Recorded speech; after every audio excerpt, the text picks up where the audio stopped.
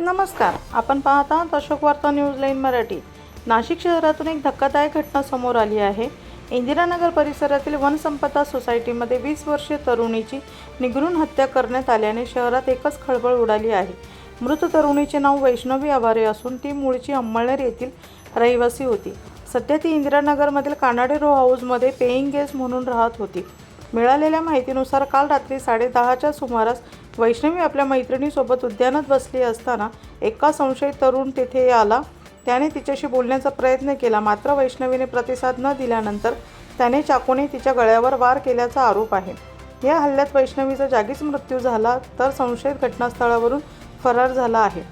प्राथमिक तपासात हा प्रकार एकतर्फी प्रेम प्रकरणातून घडला असावा असा अंदाज व्यक्त केला जात आहे। मात्र याबाबत पोलिसांकडून अद्यापही अधिकृत पुष्टी करण्यात आलेली नाही। घटनेची माहिती मिळताच इंदिरानगर पोलिसांनी घटनास्थळी धाव घेतली असून मृतदेह शवविच्छेदनासाठी पाठवण्यात आला आहे।